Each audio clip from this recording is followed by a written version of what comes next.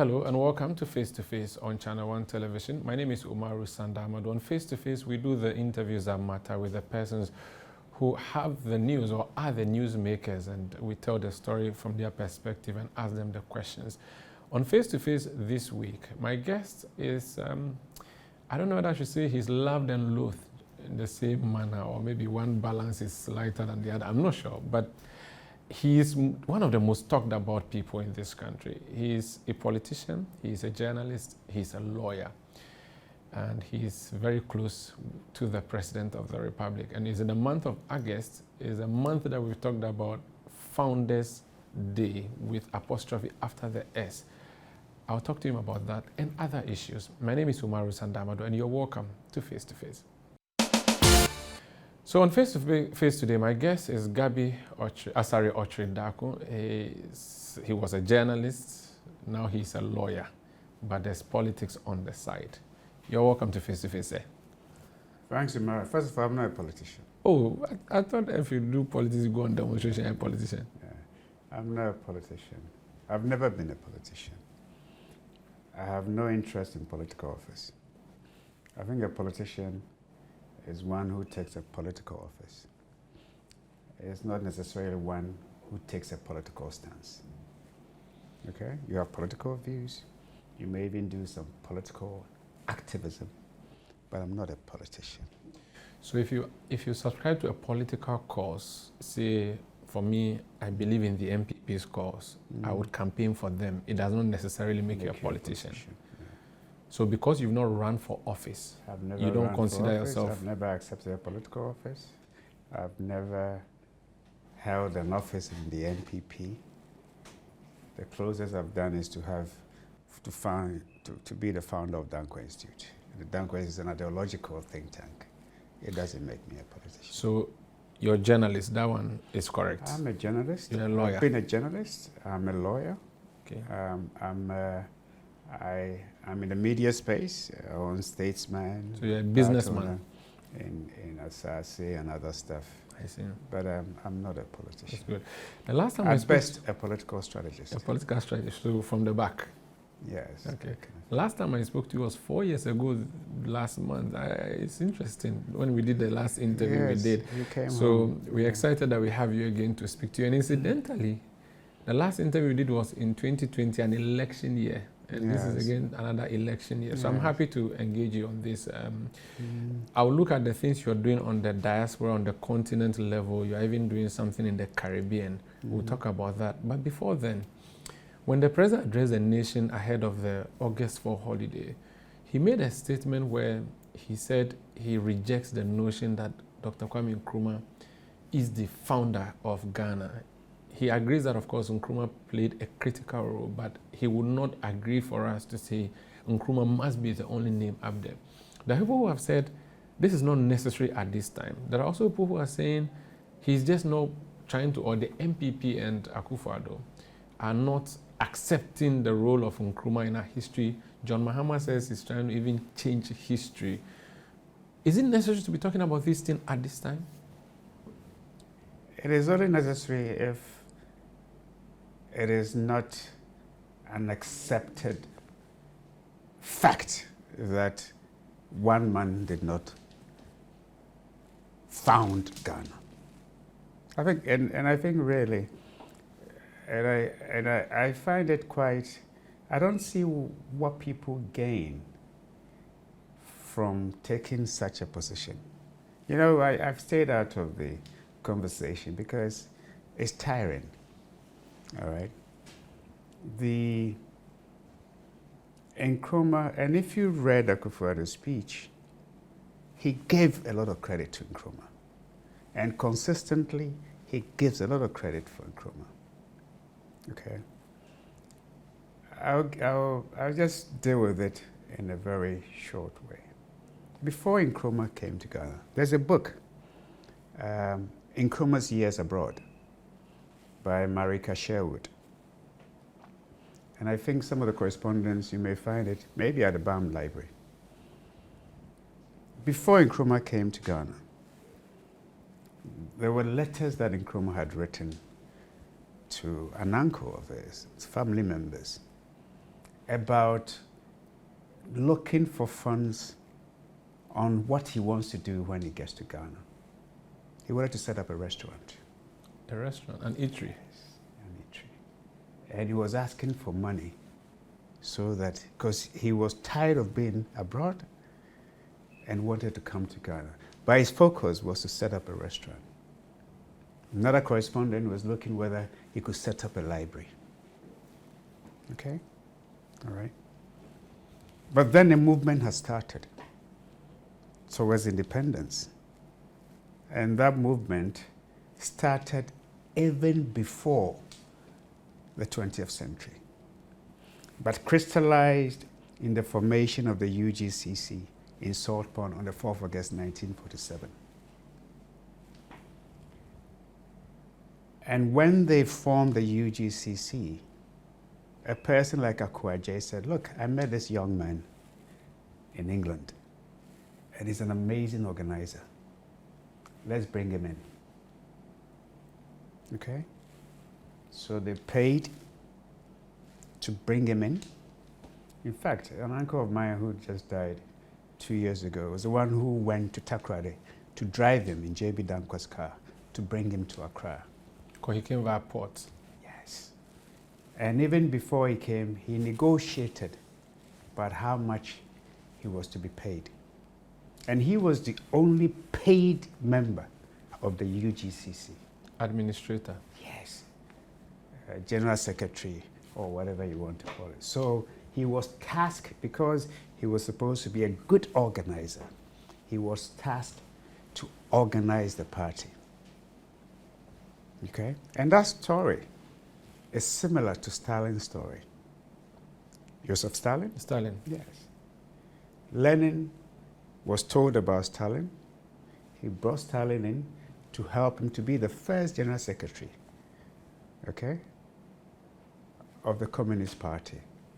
And then Stalin used that to organize the party nationwide. And when he did that, everybody thought that there was one other person who was supposed to be the leader. But of course, because Stalin had organized the party nationwide, it was easy when Lenin died. The person who they thought should even take over, they gave him the wrong date about Lenin's funeral.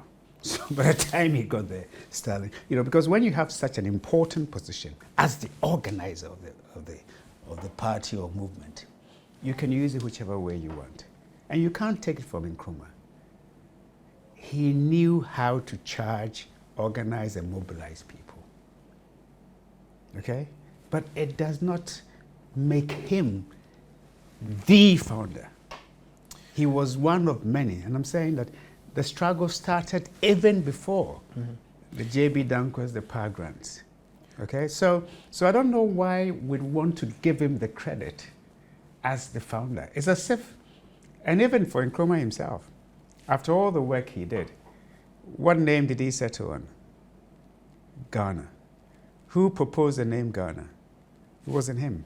I do not want to get, it's a tiring argument. I'm not interested in it.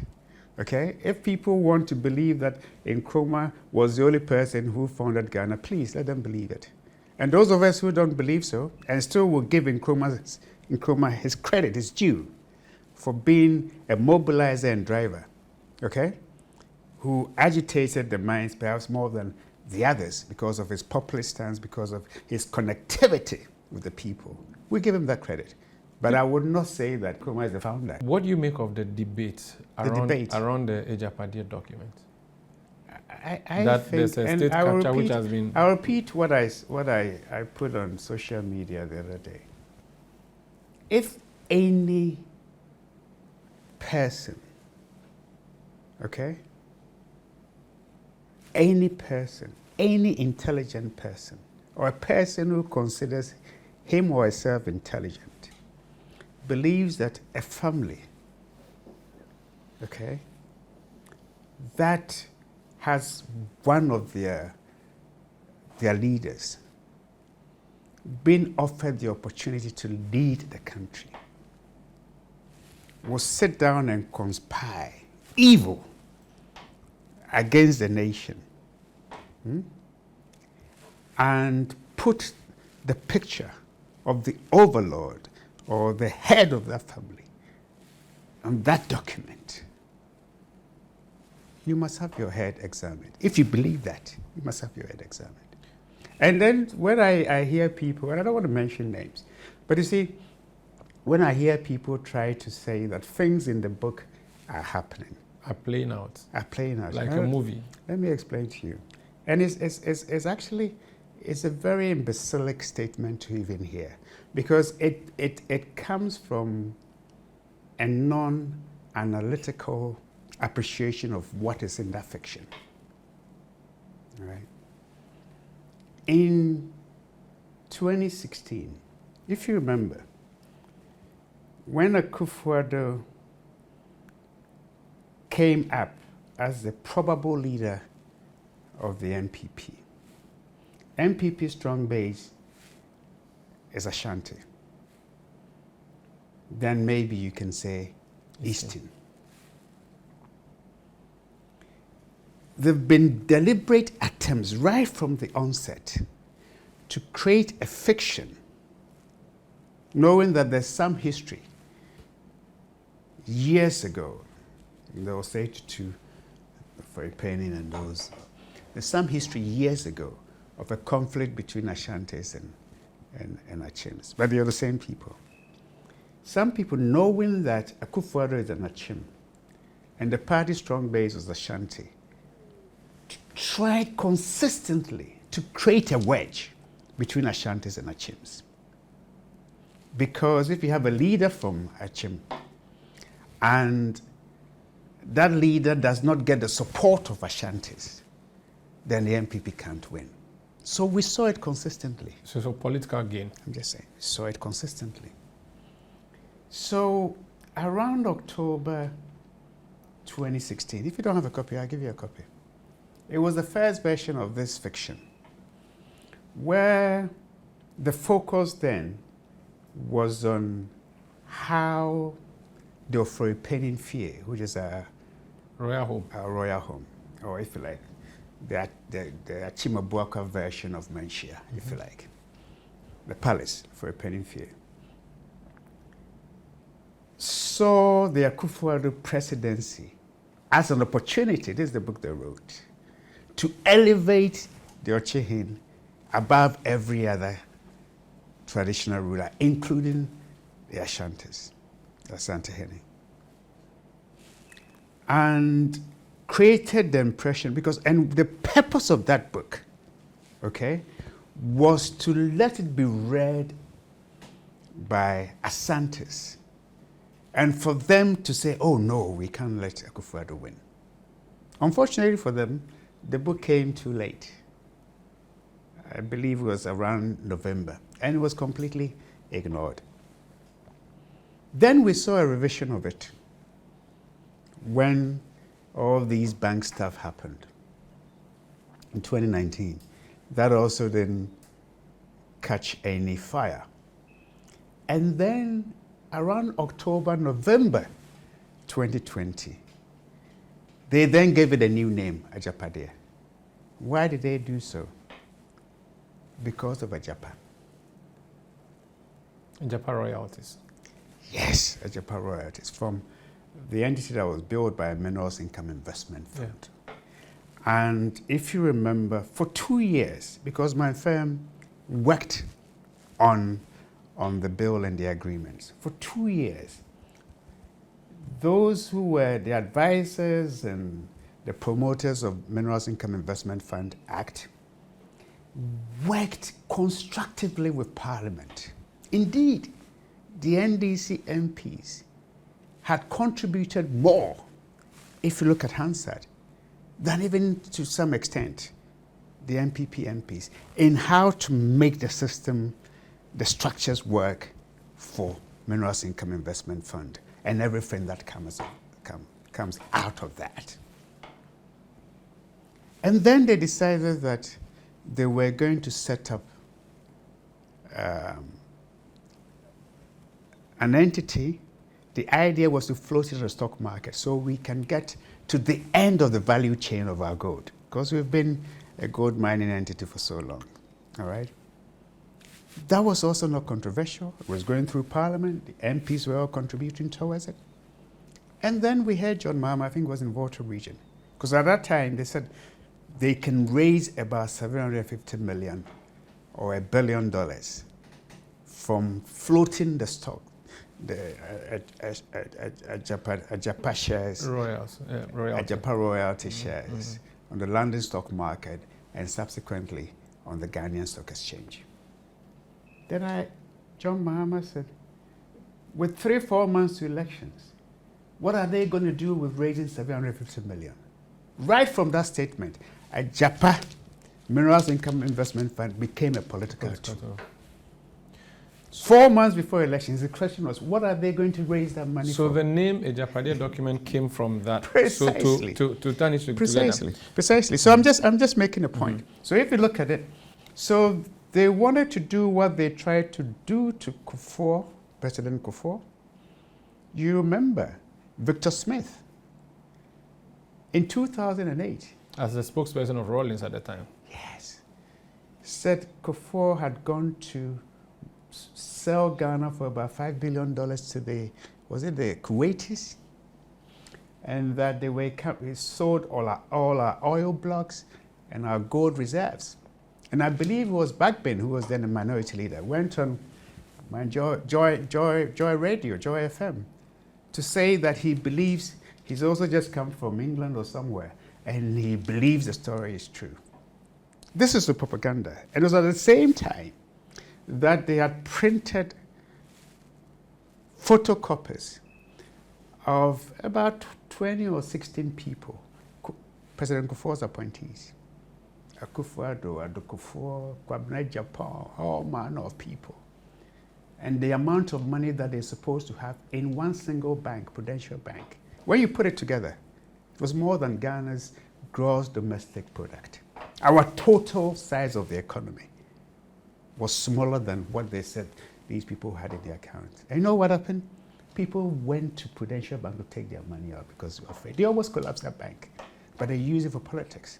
It has been the modus operandi when you come to elections for people to throw out this sort of thing. Now, you're telling me things in the book are playing out. The book talks about APSA. So look at when the book was done. It talks about APSA. Barclays becoming APSA. APSA. Talks about Yawosafo Mafo's son. Barclays became APSA in February 2020. I'm trying to get you to understand. It talks about Asare being created to how we are going to rival. Asare came into being June 2020. Okay? It wasn't saying we're going to create Asare. It's saying that Asare has been created. And because of that, all the NDC radio stations whose licenses have been revoked, those frequencies were going to be given to MPP people. Has that happened? I mean, why do we want to behave as if 99% of the things that they said will happen have not happened? If 1 or 2 happen because a deputy director or director general of SNIT is now the director of SNIT, does that mean there was a grand scheme? I mean, really, I think we need to be serious as a country. We really need to be serious. Somebody sits down and writes a fiction. You would not take your time to analyze all the lies in there that never happened. They take events and give a twist to an event and blames, because when you look at the book, even when they mention John Mahama in the book, they mention Airbus. And in their attempt to make John Mahama look good, they said, well, even though we don't have enough to indict John Mahama, we will still prosecute him. It's in the book. Why did they think they have to write that we don't have enough to indict John Mahama? So even when you see the book, they will tell you that those who are prosecuting Mahama, they themselves know they don't have enough. It was important for them to make him look good. Let me take in the book. Let me take a break here. This is Face to Face. My guest is Gabby, Asare, Otchere-Darko. We started a number of things, but we're also talking about the Ajapade document. When we come back, it's an election year. Dr. Bawumia is a torchbearer of the MPP.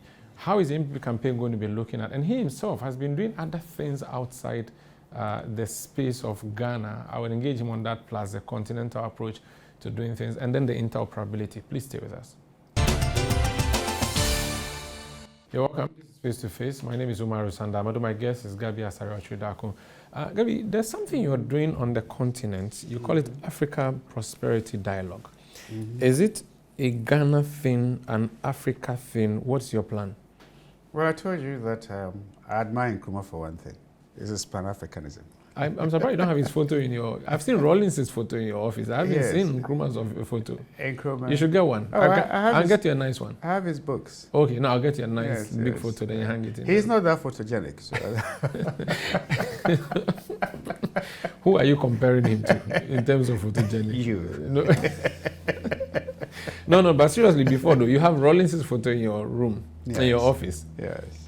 Is he your mentor? No. Okay. But the photo of Rollins speaks a message that I think is important for us to remind ourselves. For even those of us who are in a position to impact on the lives of others. And what I like about the picture, it reminds me constantly that, look, if you happen to find yourself in any leadership position, whether in your office, at home, leading an organization or a nation, leadership gives you the privilege and opportunity to lift people up. And that's what I like about that picture of Rollins, and that's why. Okay. For those who are not seeing, so it's a picture of Rollins descending from the podium and speaking to a physically challenged person who is sitting on the floor. Going down to his level. To his level and engaging him. Yes. Let's go to APN. What are you doing? This is so it's a Nkrumah kind of thing, a continental approach to development. You're looking at developing the continent now? I remember Nkrumah had a saying that seek ye first the political freedom and all other things shall be added unto thee. It appears I'm not sure it has happened, but I prefer seeking first the economic freedom, okay? And I prefer the approach of economic integration. And some of us are of the view, and fortunately it's a view that is supported by the leaders of Africa now, and increasingly the business leadership of the continent, that we cannot continue to be defined by the boundaries created maybe in 1888 or thereabout in Berlin by our colonial masters, and allow these borders, okay, to be a check on our progress. So I believe in the economic integration of the continent. You're talking about a continent of 1.4 billion. In 2050, we could be 2.5 billion. Huge market. Okay, huge market. You're absolutely right. It's a big market, but it has restraints, it has constraints. But we must make it work. The biggest problem in Africa now is youth unemployment, okay? Technology, the digital economy, allows us the space for the youth of the continent, regardless of which part of the continent you find yourself, okay? To have or explore opportunities and exploit opportunities across all parts of the continent. So we are saying that, look, back in Rwanda, the leaders set up the African Continental Free Trade Area, which came into being 1st January 2021. Now it's been set up. It has to be implemented. Take advantage of it. And we believe the implementation must be led, driven by the business society within the continent. Not the governments, not the states. The governments have done the political aspect.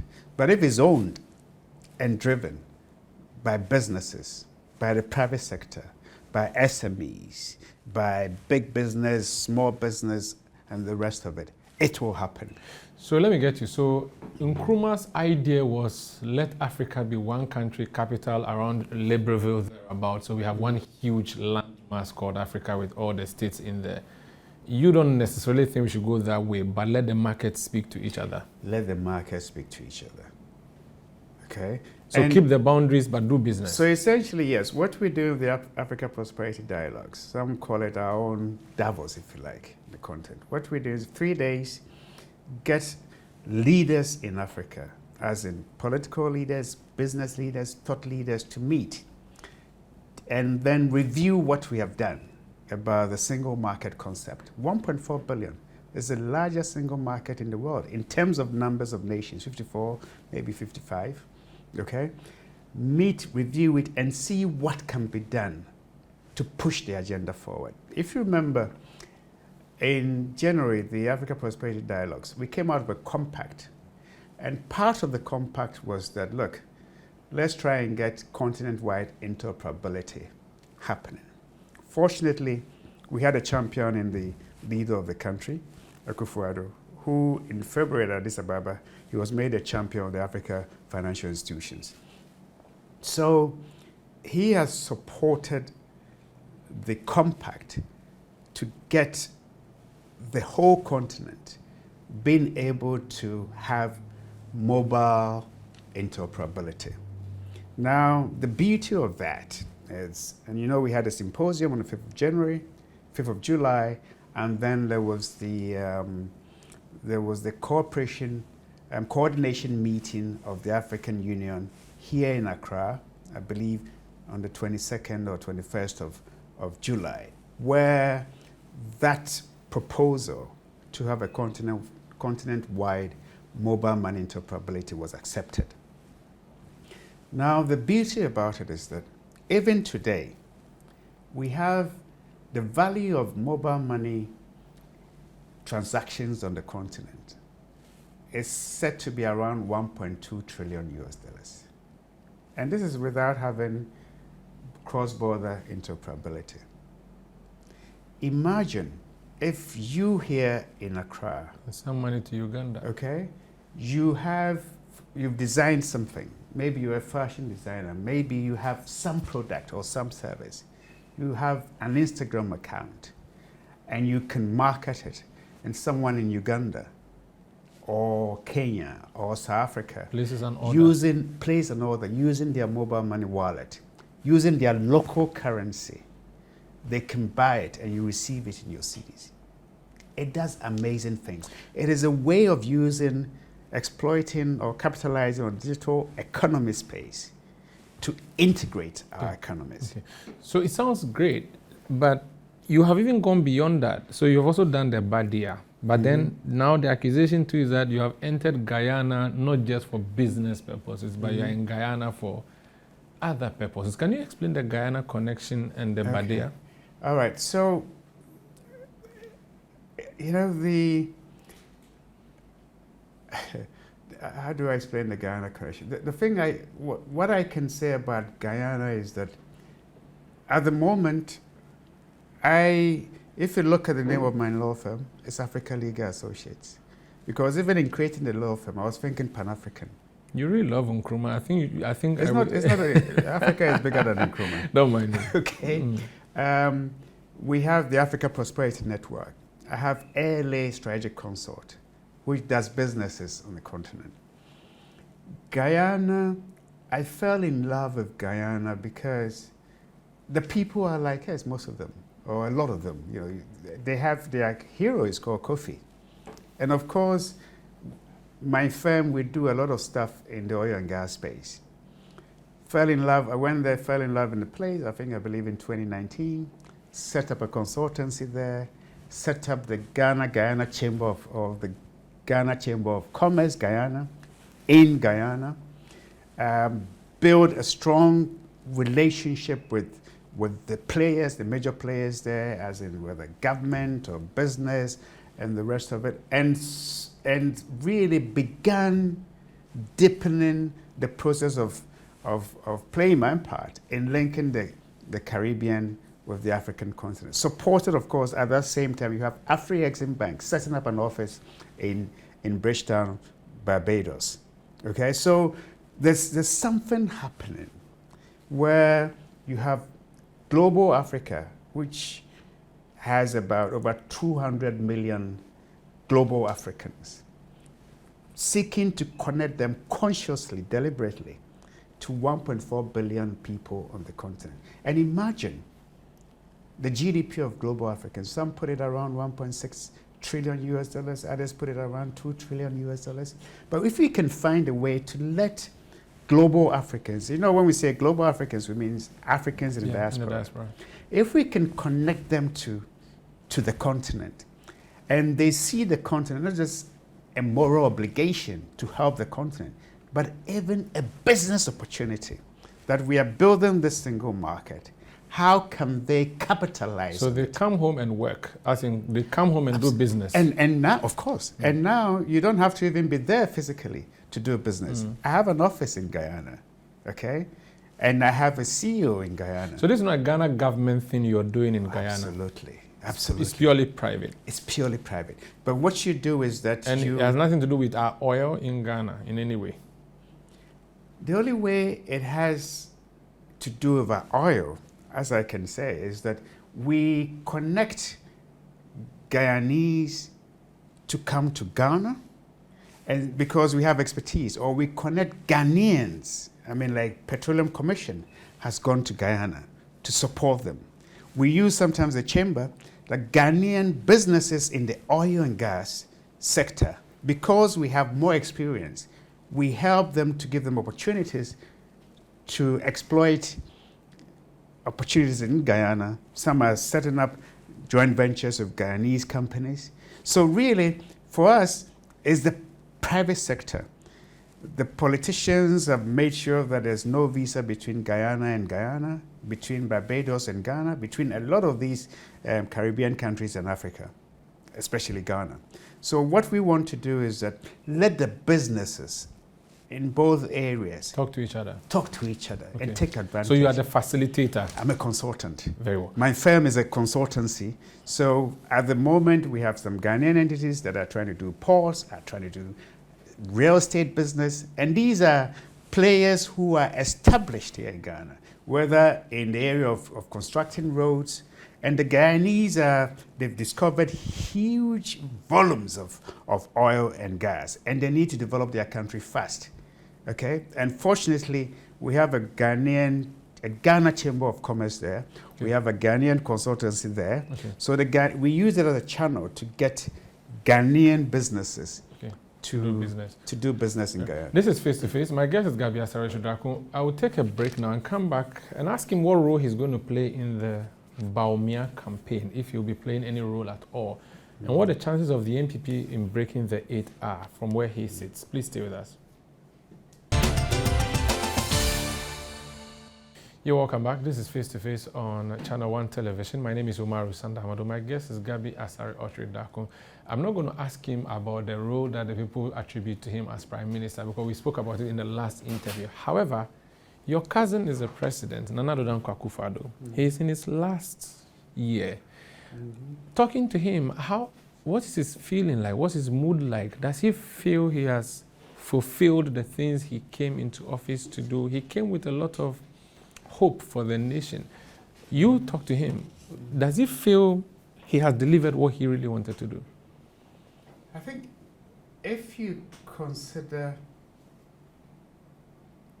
the challenges of leadership, the challenges of managing an economy such as ours, and those challenges being compounded by the global challenges that faced him, I think I won't even talk about Akufo-Addo, I think when Ghanaians sit back and analyze his period after he's gone, they will appreciate the Akufo-Addo presidency. You see, when you are in there, you can't really see it that much. But you know, let me try and take a few sectors. Health. I can say boldly, based on numbers, that in the Fourth Republic, no government has been able to do the kind of things that we have witnessed under an Akufo-Addo presidency. And it's on 3-4 fronts within the health sector alone. Health? Yes, health. Okay. In terms of facilities. Physical infrastructure? Yes. In terms of that amazing thing that Kufuor built, the National Health Insurance Scheme, where he has taken it. In terms of personnel, over the last 7 to 8 years, over 202,000 people have been employed in the health sector. We have nurses who have not been posted, haven't finished school for years. I'm making a point. In 2014, 2 years after we discovered oil, we had junior doctors, over 95 of them. They were not paid for a whole year. And when eventually they paid them in 2015, they paid them for 1 month. This was a couple of years after they discovered oil. All right? Look at how many doctors have been employed over the last few years. I believe about 22,000. Okay? Nurses, about 165,000 or so. Okay, so my point is that the expansion that we've seen in the health sector, in terms of access to health, in terms of personnel, in terms of even remuneration. Look at education. Before you go to education, so you say physical infrastructure and health. Yeah. What are you pointing to? Oh, there are so many polytechnics that have been built. Polytechnics? Polyclinics? Polyclinics. The Labadi one is still on the ground. Yes, you can look at the Labadi one. But even then... So which one is up? Do you want me to give you a whole list? No, I wish you could mention one or two, because you see, he promised Agenda 111. I'm happy to. And none of them is admitted a single patient yet. So I'm not really sure which of the physical infrastructure you point to as health sector being. Okay, you are talking about Agenda 111. Now, when you look at it, I don't think that even in the history of the world, you would have seen such an ambitious project ever been done. Almost 90 of them are at 65% completion. 111 hospitals. And why did he settle on Agenda 111? Because he realized during COVID that there are districts in this country, they didn't have access to health. Okay, so I mean, I can mention. But going with the ambitious 111, that's like biting more than you can chew. That's they have constructed and equipped 10 polyclinics in the central region.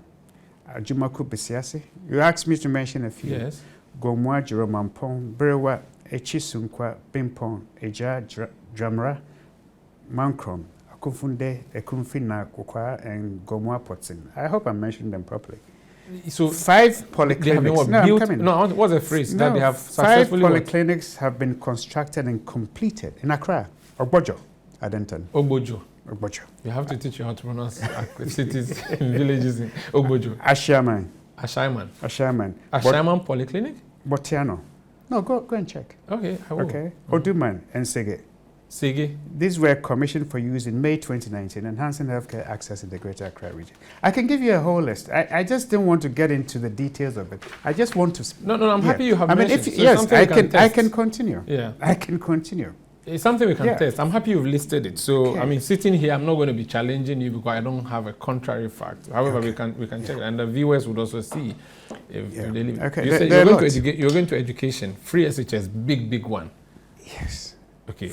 About over with 5? A lot of problems. Oh, of course.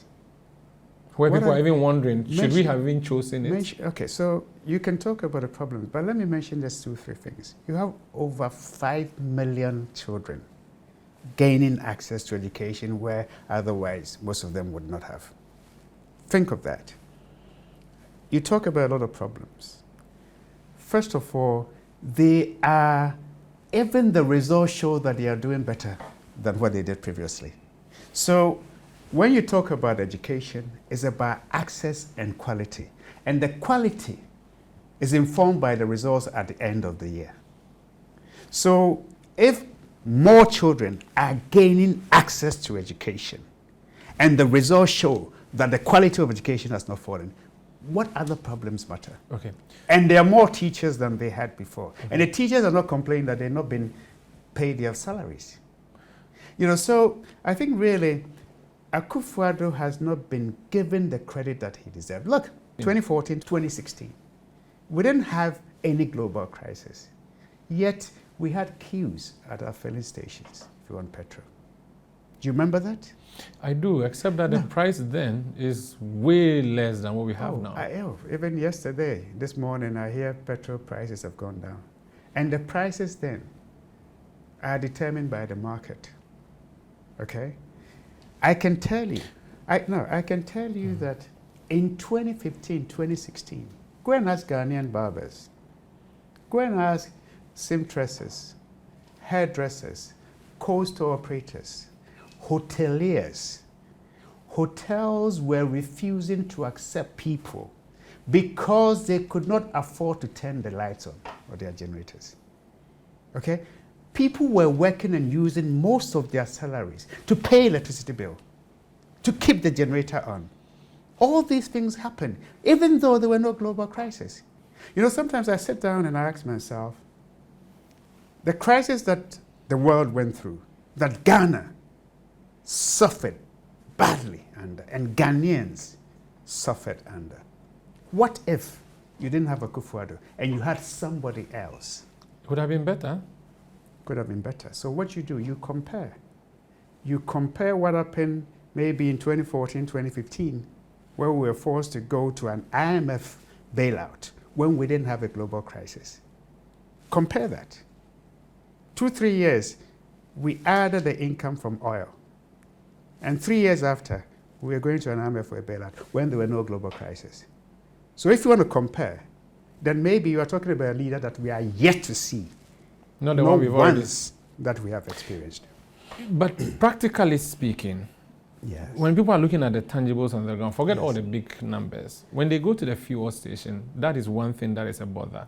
When they go to the Forex Bureau, for those who want to import goods and need a dollar, it's a big issue. You promise that you'll fix it. Your party. The party that I support. Your party promised to fix it. Okay. You have not fixed it. What you have done is a far cry from what you promised.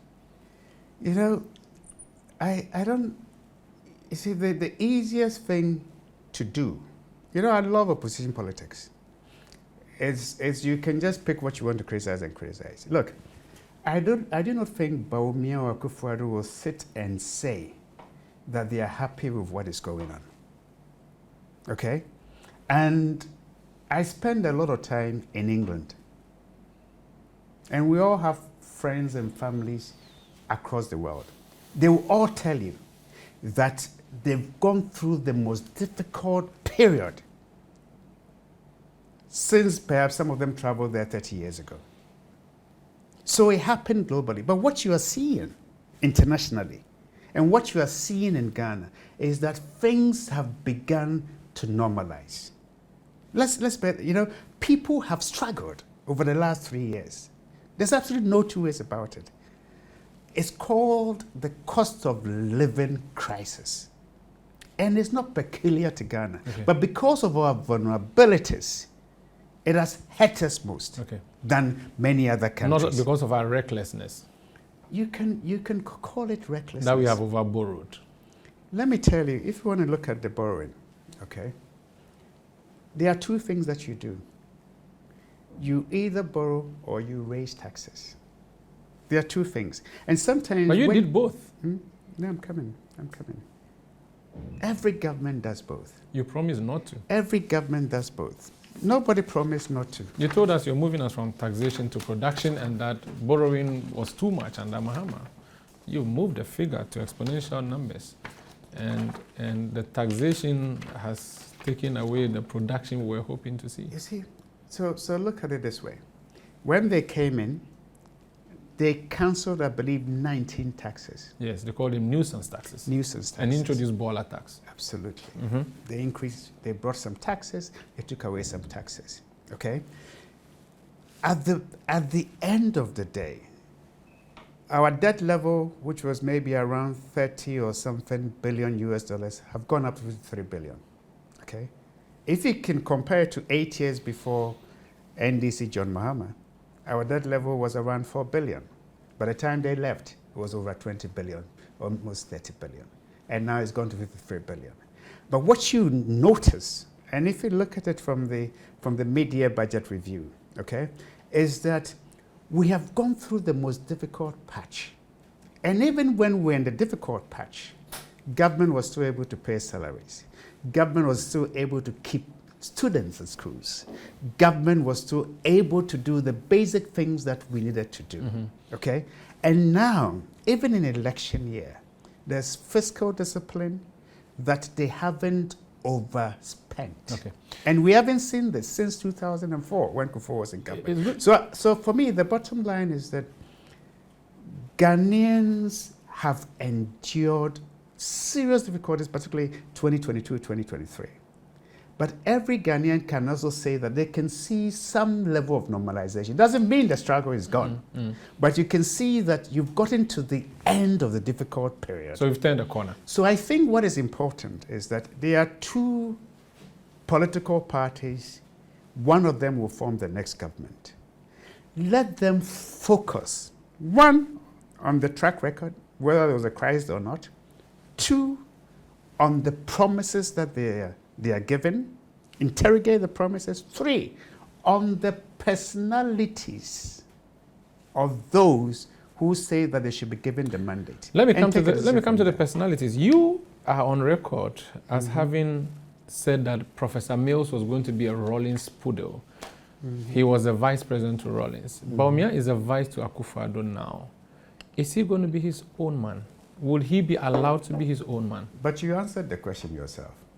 That I described Professor Mills as a poodle. Was he Rawlings' poodle? So when he had the opportunity, was he Rawlings' poodle? I'm asking you. You answer me. No, you. I'm asking you. Yeah. Was he Rawlings' poodle? Oh, he said he was not. But was he? I don't know. No, please tell the truth. Gabby, would Bawumia be allowed the room to operate outside Nana Akufo-Addo? I think even as vice president, he was allowed, or he has been allowed the room to pursue a vision, especially one of digitalization. And the thing is, what I see about Bawumia is that he is a problem solver. He sees a problem, and if he's given the space, and he was given some space by his president, and those things that he focused on, he brought solutions. Do you know why we didn't have crisis when we didn't have dollars to buy fuel? Gold for oil? Gold for oil. Still, the fuel price has gone up. Forget about the fuel price. Those are determined by international prices. He found a solution for that. And that's what you have to look at. You are looking at a leader, a man, even as vice president, when he was given the space, the areas that he operated in, he found solutions to problems that had been existing for decades and even more.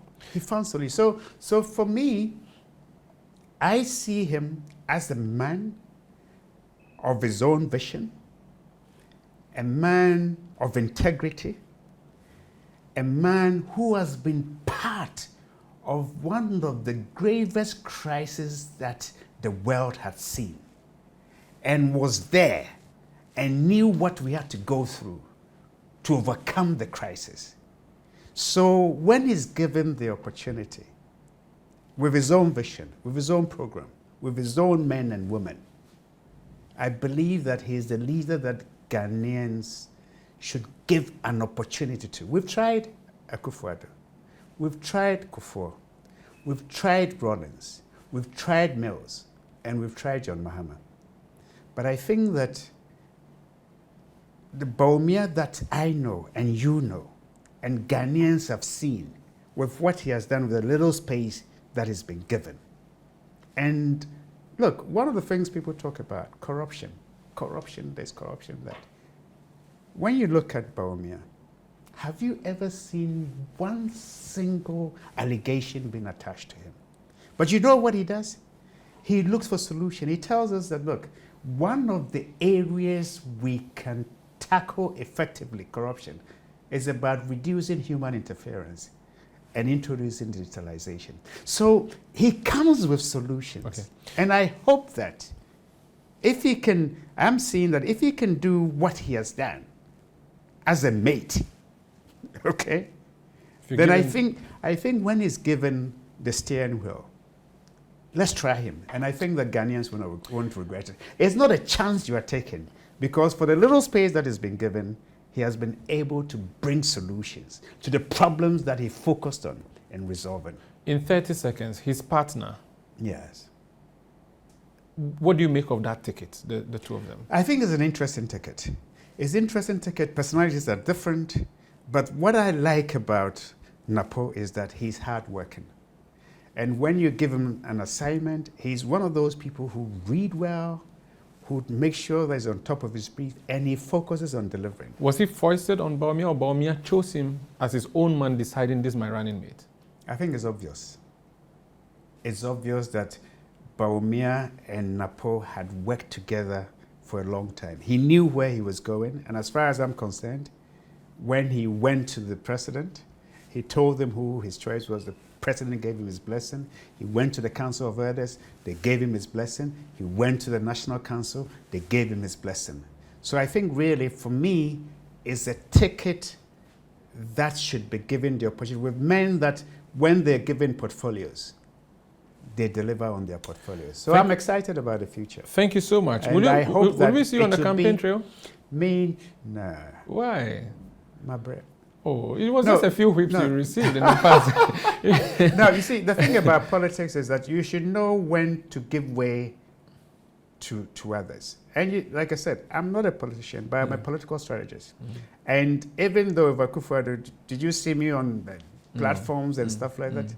I don't do that much. I mean, sometimes I can speak. There are headlines that say you stopped doing local politics or something. What I mean is that, yes, I am not, look, if I have a view, I know how to pass it on. If I see something, I know how to support. And of course, I'm supporting MPP, I'm supporting Akufo-Addo, his government, I'm supporting Bawumia and Napo. Very well. But at the end of the day, I'm not part of the campaign. Very well. And like I said, if you see, my focus is more on the continental Very well. way. Thank you so much for joining us on Face to Face, Gabby. Yeah. Well, I hope this has been useful. I hope so too. And it's always a privilege to hear you. I've watched you grow in journalism, and I admire you a lot. Keep it professional. In this game, integrity is important. Research is important. And I think you're doing well. I think Channel One is also doing well. The station you own, yeah. Can you imagine? As I say, crying to me. And then they come and add Channel One on top. Gabby, thank you. It's always great speaking to you and having a conversation with you. We appreciate it so much. Thank you. Okay. So that's it for Face to Face on Channel One Television. My name is Umar Rusanda Amado, and no, Gabby does not own Channel One TV. That has been said by our CEO already. Thank you for watching us. Keep watching.